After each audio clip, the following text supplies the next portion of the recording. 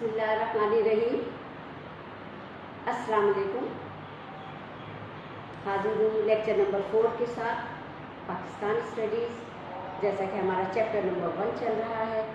پہلے آپ کو اس میں سمجھایا گیا اور ہم نے پڑھا چیپٹر نمبر 1 کا اسٹیبلشمنٹ آف پاکستان، نظریہ پاکستان، نظریہ کسے کہتے ہیں، اسلامی نظریہ کون سا ہے، ٹو نیشن تھیوری یا دو قومی نظریہ۔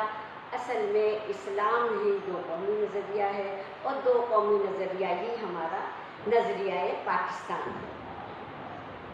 اس میں ہم نے چیپٹر نمبر لیسن نمبر 2 میں ہم نے پڑھا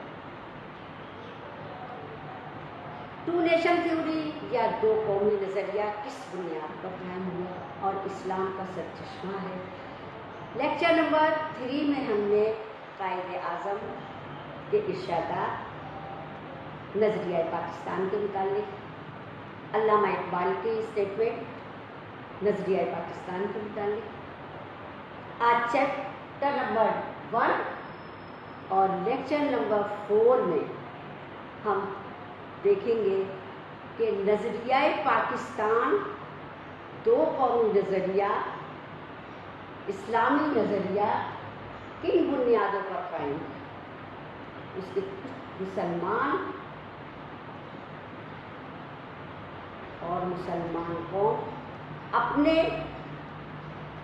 ملک کو حاصل کرنے کے لیے وہ کون سا دو قومی نظریہ کس لیے پیش کیا گیا تھا، وہ کون سی باتیں تھیں۔ اصل میں اسلامی نظریہ ہمارا بنیادی عقائد، سب سے پہلے ہمارے بنیادی عقائد کون سے تھے جن کی وجہ سے ہم نے علیحدہ ریاست کا مطالبہ کیا۔ اصل میں مسلمانوں نے جو ملک حاصل کیا، پاکستان اپنی ریاست، اسلامی ریاست حاصل کرنے کے لیے صرف یہ وجہ نہیں تھی کہ ہندوؤں اور انگریزوں سے ہم علیحدگی چاہتے تھے۔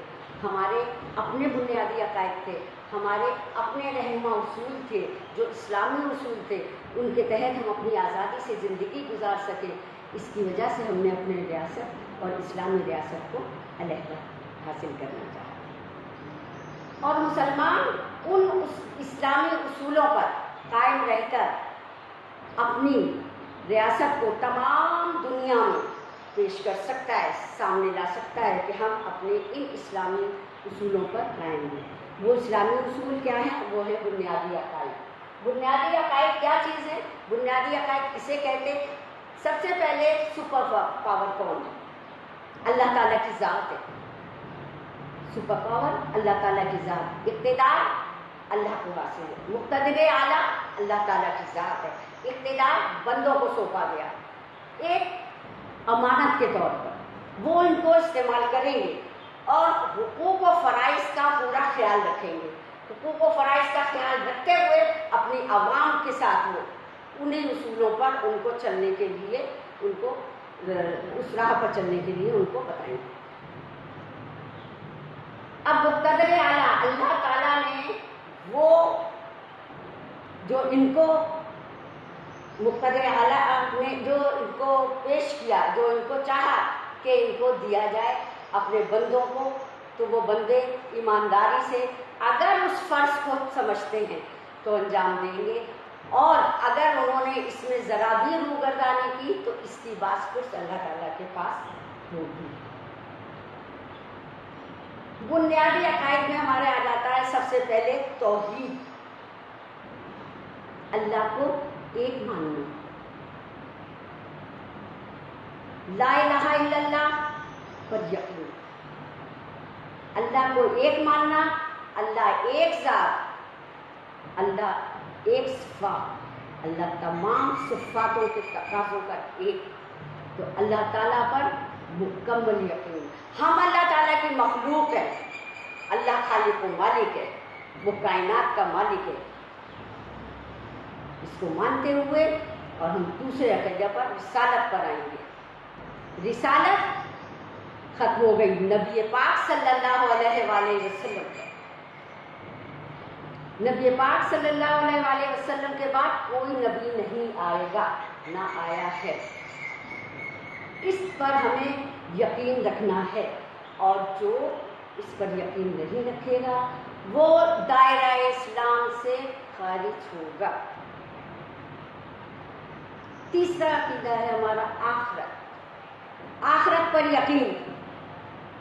اللہ تعالیٰ کے سامنے ہمیں جواب دہ ہونا ہے، ہمیں ایسے اس دنیا میں کام کرنا ہے کہ ہمیں وہ نیک کام کرنا ہے جس کے ہم جواب دہ ہو سکیں۔ اللہ تعالیٰ کے پاس جانا ہے، آخرت کا دن معین ہے اور ہر مسلمان کا اس پر عقیدہ ہے۔ جواب دہی کا اصول اسلام میں لازمی ہے۔ اب آ جاتا ہے الہامی کتابوں پر یقین۔ اللہ تعالیٰ کی آسمانی اور الہامی کتابیں، ویسے تو قرآن کریم ہے، مقدس کتاب ہے، مسلمانوں کی مقدس کتاب ہے، لیکن اس سے پہلے بھی انبیاء کرام ہیں، ان کو اوپر بھی کتابیں کا نزول ہوا۔ توریت ہے، انجیل ہے، زبور ہے، ان پر ہمارا یقین ہے۔ بے شک ان میں تحریف ہو گئی، تبدیلی ہو گئی، لیکن قرآن کریم میں کوئی تبدیلی نہیں ہوئی، اصل صورت میں محفوظ ہے۔ لیکن ہمارا بہرحال ہمارا اس پر عقیدہ ہونا بہت ضروری ہے۔ بنیادی عقائد میں ہم نے دیکھا کہ اللہ تعالیٰ کو ماننا توحید، دوسرا ہم نے دیکھا رسالت پر یقین، آخرت پر یقین اور الہامی کتابوں پر یقین اور فرشتوں پر ایمان لانا۔ فرشتوں پر ایمان لانا ضروری ہے۔ اللہ تعالیٰ نے دنیا میں کے کاموں کے لیے اللہ تعالیٰ نے فرشتوں کو معین کیا ہوا ہے، فرشتوں کو لگایا ہوا ہے، لیکن ہر انسان کے ساتھ دو فرشتے ہیں جو دن رات کام کر رہے ہیں، ایک اچھے اعمال اور ایک برے اعمال۔ لہذا ہمارا یقین ہونا چاہیے کہ یہاں ہمارے اچھے اعمال بھی لکھے جا رہے ہیں اور برے اعمال بھی لکھے جا رہے ہیں، اور آخرت میں ہمیں ان کا جواب دہ ہونا ہے، اور ہمیں رسول پاک صلی اللہ علیہ وسلم کو ہمیں آخری نبی ماننا ہے اور اللہ پر ہمیں یقین رکھنا ہے۔ یہ وہ بنیادی عقائد ہیں، یہ وہ رہنما اصول ہیں جن پر قائم رہ کر مسلمان کو اپنے وطن کو حاصل کرنا چاہتی تھی۔ یہی وہ رہنما اصول تھے جن کی وجہ سے ہم علیحدگی چاہتے تھے، جن کی وجہ سے ہم چاہتے تھے کہ ہمارا ایک علیحدہ ملک ہمیں مل جائے جہاں ہم آزادی کے ساتھ اپنی مذہبی طور سے تمام اصولوں کو اپنا سکیں۔ اب آج ہم دیکھیں گے کہ بنیادی عقائد کے ساتھ نظریہ پاکستان کے اجزائے ترکیبی کیا ہیں۔ اجزائے ترکیبی یا ایلیمنٹس۔ نمبر 1، جمہوری اقدار کا فروغ۔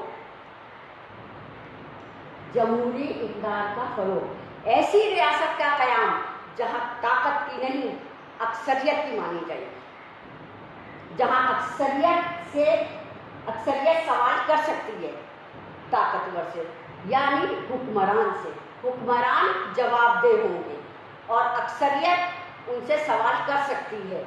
آج سے 1400-1500 سال پہلے جو اسلامی حکومت تھی، ان کے جو حکمران تھے وہ حکمران جواب دہ ہوتے تھے اپنی عوام کو، عوام ان سے سوال کرتی تھی اور وہ ان کو جواب دہ ہوتے تھے۔ تو اکثریت کی مانی جائے گی، طاقت کی نہیں۔ جمہوری اقدار میں، جمہوری اقدار کا فروغ جب ہوگا جب عوام اپنے مسائل پیش کریں اور حکمران ان کا سلوشن یا ان کے لیے کوئی ایسا طریقہ بتائیں کہ اس کو حل کیا جا سکے اور وہ ان کو حل بھی کر سکیں۔ دوسرا آتا ہے ہمارا پوائنٹ، اسلامی ریاست کا قیام۔ جیسا کہ ہم نے پڑھا بنیادی عقائد، تو ہم نے یہ اسلامی ریاست اسی لیے حاصل کی تھی، وہی رہنما اصول جو اسلامی ریاست کے قیام کے لیے ضروری تھے جب ہم نے اس ریاست کو حاصل کیا تھا۔ رہنما اصولوں کے ساتھ ہم اپنی ریاست کو قابل فخر بنا سکتے ہیں، یا ہم اس قابل بنا سکتے ہیں کہ ساری دنیا میں ہماری مثالی ریاست قائم ہو۔ اس کے لیے کیا ضروری ہے؟ اس کے لیے ہمیں ضروری ہے کہ ایسی فلاحی اسٹیٹ بنائی جائے، ایسی فلاحی ریاست بنائی جائے جو دوسروں کے لیے، جو عوام کے لیے زیادہ سے زیادہ فلاح کے کام کرے۔ مثال کے طور پر جس ملک میں، اور خاص طور سے اسلامی ملک میں، اگر کوئی پریشانی یا مشکل آ جائے تو وہ اسلامی طریقے سے اس کو حل کرے اور اسلامی اصولوں کے مطابق اس کا حل نکالے۔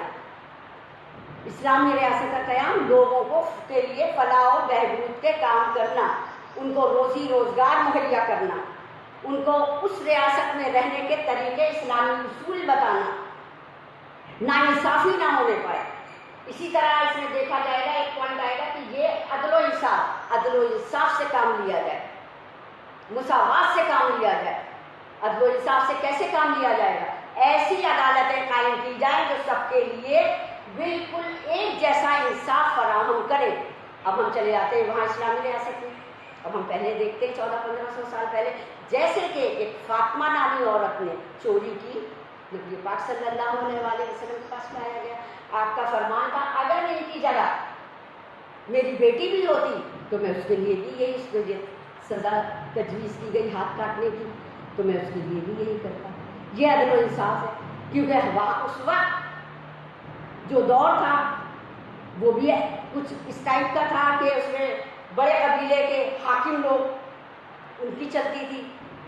لیکن عدل و انصاف آپ نے کیا سکھایا، آپ نے کیا پیغام دیا کہ عدل و انصاف ایک جیسا ہونا چاہیے، برابری کی شکل میں ہونا چاہیے، چھوٹے بڑے کا لحاظ نہیں ہوتا ہے، قبیلے کا لحاظ نہیں ہوتا ہے۔ اسلامی ریاست میں سب برابر، سب کو ایک جیسا انصاف ملے گا۔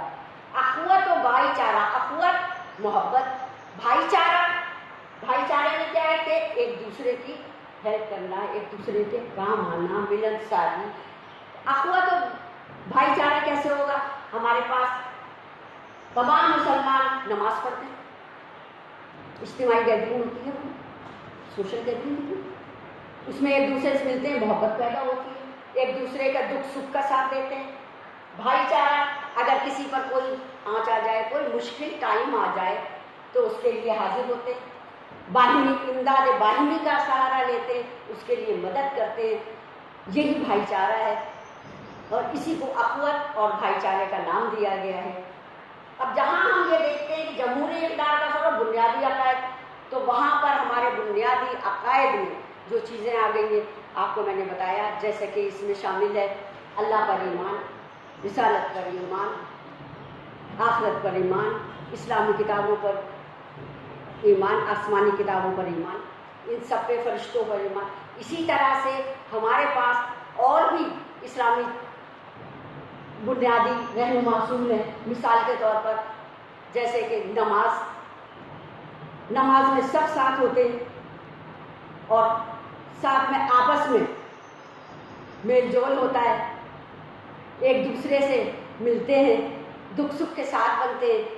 اسی طرح سے ہمارے پاس نماز کے بعد آتا ہے ہمارا روزہ آ جاتا ہے۔ روزے کی اللہ تعالیٰ نے لی ہے ذمہ داری، روزہ میرے لیے ہے اور اس کا اجر میں دوں گا۔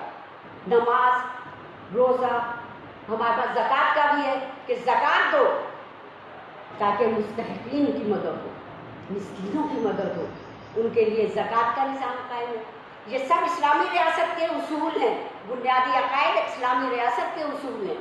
حج ایک اجتماعی مسلمانوں کے لیے یگانگت ہے، اس میں ایک طاقت ہے، متحد ہو کے، ایک ہو کے جو طاقت کے لیے کیا جائے گا وہ ہمارے یہاں حج کہلاتا ہے۔ آج کے لیے اتنا ہی، انشاءاللہ مجھے امید ہے کہ آپ کو سمجھ میں آ گیا ہوگا۔ لیکچر نمبر 5 کے ساتھ دوبارہ حاضر ہوں گی انشاءاللہ تعالیٰ۔ اس وقت کے لیے اللہ